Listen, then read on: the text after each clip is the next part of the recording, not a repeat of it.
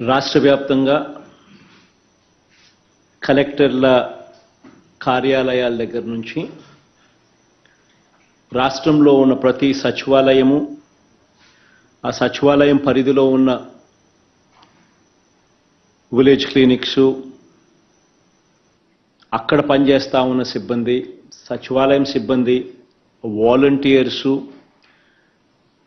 గ్రామ స్థాయిలో ఉన్న ప్రజాప్రతినిధులు,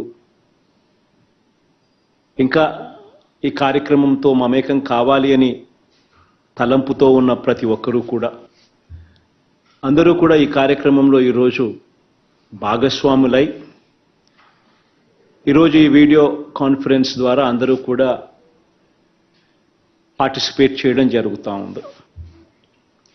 అసలు ఈరోజు ఈ కార్యక్రమం దేశ చరిత్రలోనే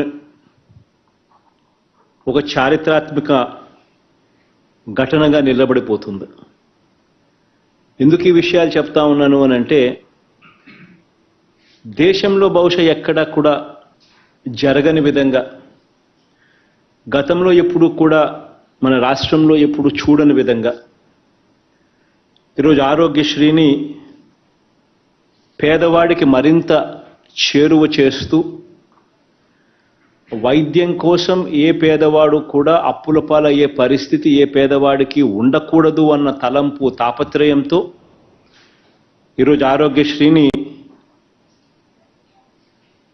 ఎప్పుడూ కూడా ఎవరూ కూడా చూడనంతగా మార్పులు తీసుకొస్తూ మరో ముందడుగు వేస్తూ ఉన్నాం ఈరోజు ఆ దిశగా.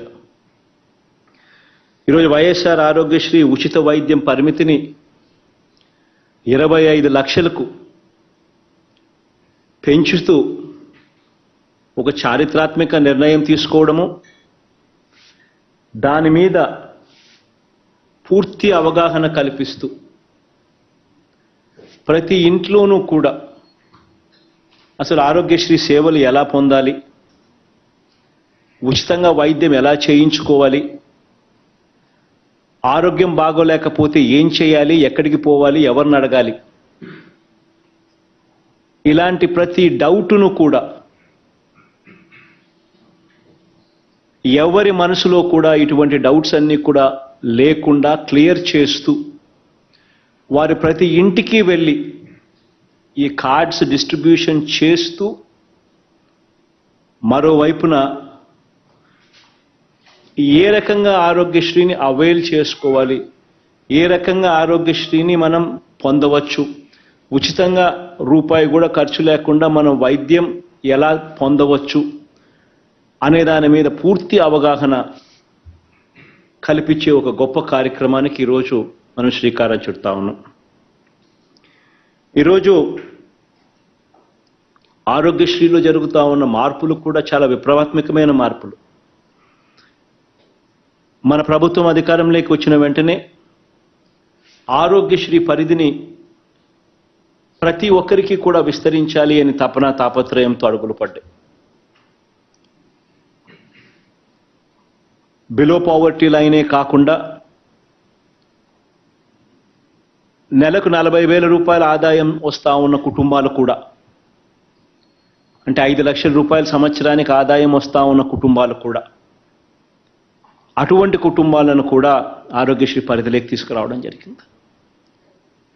దీనివల్ల అక్షరాల 1,48,00,000 కుటుంబాలు, అంటే దాని అర్థం 4,25,00,000 మంది జనాభా, వీరందరూ కూడా ఈరోజు ఆరోగ్యశ్రీ పరిధిలోకి తీసుకుని రావడం జరిగింది.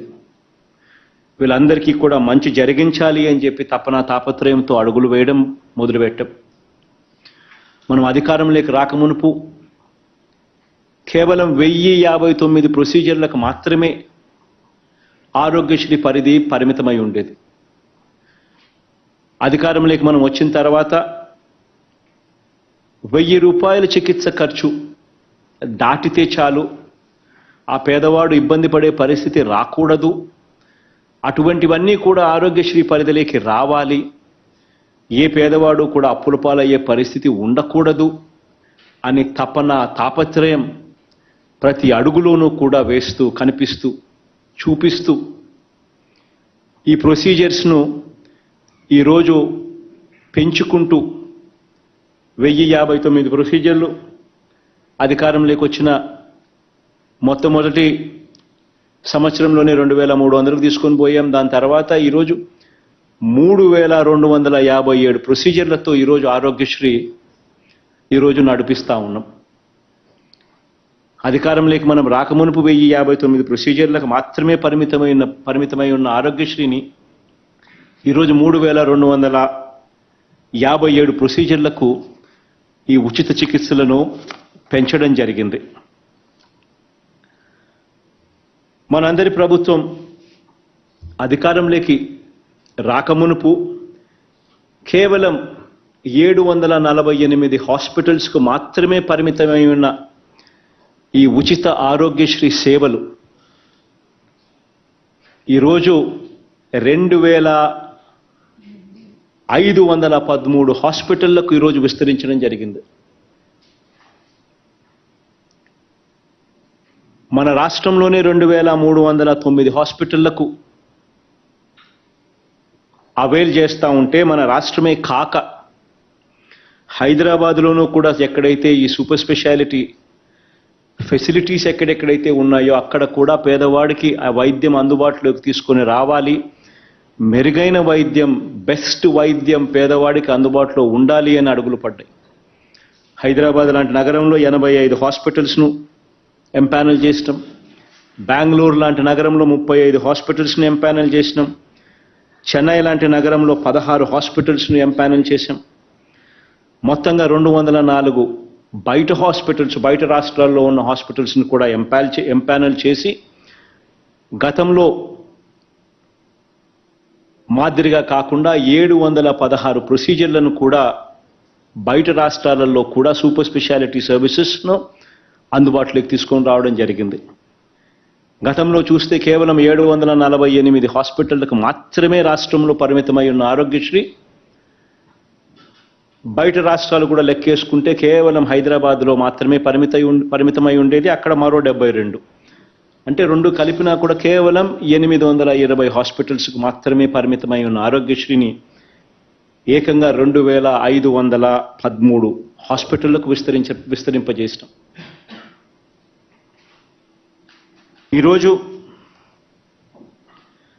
ఒకవైపున చికిత్సల సంఖ్యను పెంచడం, మరోవైపున ఆదాయపు పరిమితిని సైతం పెంచి ఇంకా ఎక్కువ మందికి ఆరోగ్యశ్రీ సేవలు అందుబాటులోకి తీసుకొచ్చే కార్యక్రమం చేయడం.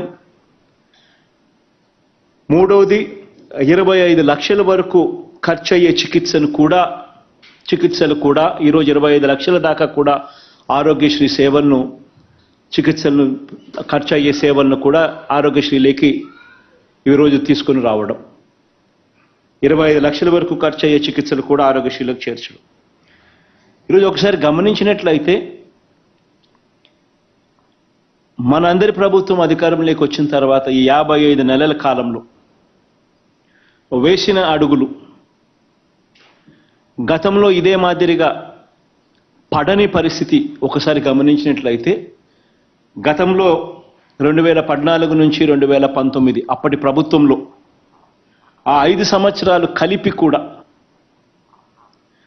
ఆరోగ్యశ్రీ కానివ్వండి,